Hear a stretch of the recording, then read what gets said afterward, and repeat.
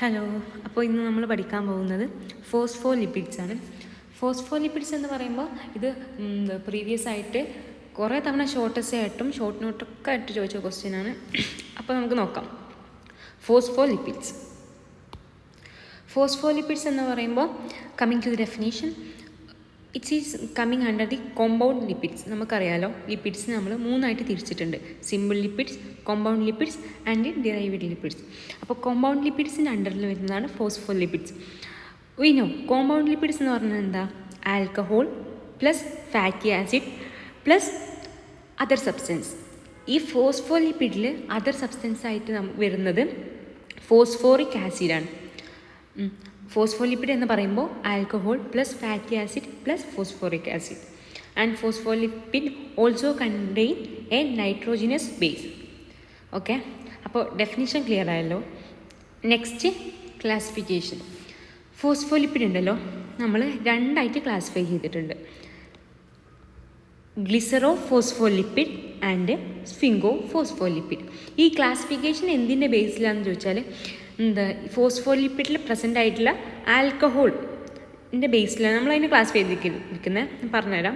Glycero phospholipid എന്ന് പറയുമ്പോൾ അതിൽ കണ്ടെയ്ൻ ചെയ്തിരിക്കുന്ന ആൽക്കഹോൾ, നമ്മൾ പറഞ്ഞല്ലോ ഇവിടെ പറഞ്ഞ ആൽക്കഹോൾ ഉണ്ടല്ലോ, ആ ആൽക്കഹോൾ എന്താണ്?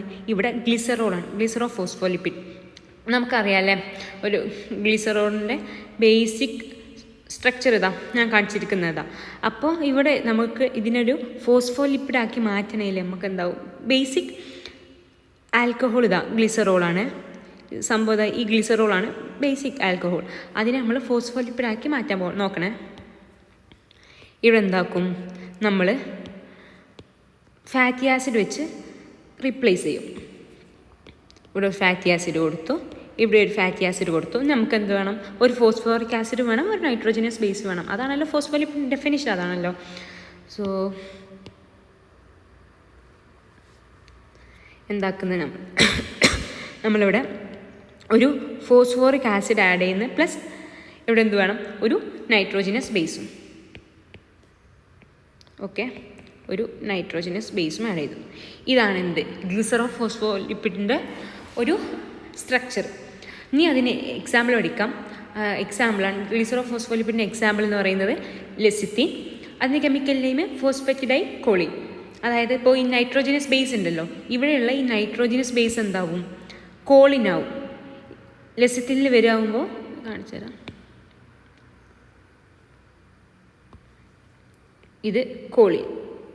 ഇതാണ് എന്ത്? ലെസിത്തിൻ്റെ സ്ട്രക്ചർ. ഒക്കെ മനസ്സിലായല്ലോ. Next example cephalin, phosphatidyl ethanolamine. അവിടെ എന്താവും? നൈട്രോജനസ് ബേസ് നമുക്ക് എത്തനോളമി വെച്ച് റിപ്ലേസ് ചെയ്യാം. പിന്നെ എക്സാമ്പിൾസ് കാർഡിയോലിപ്പിൻ, ലങ് സർഫാക്റ്റൻറ്റ്. ലങ് സർഫാക്റ്റൻറ്റ് ഭയങ്കര ഇമ്പോർട്ടൻ്റ് ആണ്. അത് ഞാൻ പറഞ്ഞുതരാം, ലാസ്റ്റ് നമുക്ക് ഡിസ്കസ് ആക്കാം. നെക്സ്റ്റ് ക്ലാസിഫിക്കേഷൻ ഞാൻ പറഞ്ഞത് രണ്ടായിട്ടാണ് ക്ലാസിഫൈ ചെയ്തിരിക്കുന്നത്. Next classification sphingophospholipid. Sphingophospholipid നമ്മൾ നേരത്തെ പറഞ്ഞ പോലെ തന്നെ അവിടെ ഗ്ലിസറോ ഫോസ്ഫോലിപ്പിഡിൽ നമ്മൾ യൂസ് ചെയ്ത ആൽക്കഹോൾ ഗ്ലിസറോൾ ആണെങ്കിൽ ഇവിടെ നമ്മൾ യൂസ് ചെയ്യുന്ന ആൽക്കഹോൾ സ്ഫിങ്കോസിൻ ആൽക്കഹോളാണ്. ജസ്റ്റ് ഒരു എക്സാമ്പിൾ അതിന് പഠിച്ചു വെച്ചാൽ മതി: സ്ഫിങ്കോ മൈലിൻ. ഓക്കെ അല്ലേ? നെക്സ്റ്റ് നമ്മൾ ഡെഫിനേഷൻ പഠിച്ചു, പിന്നെ ക്ലാസിഫിക്കേഷൻ പഠിച്ചു. Next coming to the functions. സിമ്പിളാണ്, ഒരു ചെറിയ ചെറിയ പോയിന്റ് സിമ്പിളായിട്ട് പഠിക്കാൻ പറ്റും. ഫസ്റ്റ് ഒന്നാമത്തെ ഫങ്ഷൻ എന്ന് പറഞ്ഞാൽ കോൺസ്റ്റിറ്റ്യൂവൻ്റ് ഓഫ് സെൽ മെംബ്രെയിൻ. നമ്മൾ പഠിച്ചിട്ടുണ്ടല്ലോ അല്ലേ, സെൽ മെംബ്രെയിനിന് 2 ബൈലിപ്പിഡ് ലെയർ ഉണ്ട്, അത് ഫോസ്ഫോലിപ്പിഡ് ബൈലെയർ ഉണ്ട് എന്നൊക്കെ നമ്മൾ പഠിച്ചിട്ടുണ്ട്. അപ്പോൾ സിമ്പിളാണ്, constituent of cell membrane. And also they regulate the permeability of the cell membrane. Next ആണ് they help in lipid transport. നമ്മുടെ ബോഡിയിൽ ഈ ട്രാൻസ്പോർട്ട് ഫോം ഓഫ് ലിപ്പിഡ് എന്ന് പറയുന്നത് ലിപ്പോപ്രോട്ടീനാണ്. ഈ ലിപ്പോപ്രോട്ടീൻ പ്രൊഡ്യൂസ് ചെയ്യണമെങ്കിൽ എന്ത് വേണം? ഫോസ്ഫോലിപ്പിഡ്സ് വേണം. So the phospholipids help in lipid transport. അപ്പോൾ 2 ഫംഗ്ഷൻ ആയല്ലോ. നെക്സ്റ്റ് ഫംഗ്ഷൻ എന്ന് പറഞ്ഞാൽ required for the action of lipoprotein lipase and triacylglycerol lipase. ഈ എൻസൈമിൻ്റെയൊക്കെ ആക്ഷന് വേണ്ടിയിട്ട് നമ്മുടെ ഫോസ്ഫോലിപ്പിഡ് ആവശ്യമാണ്.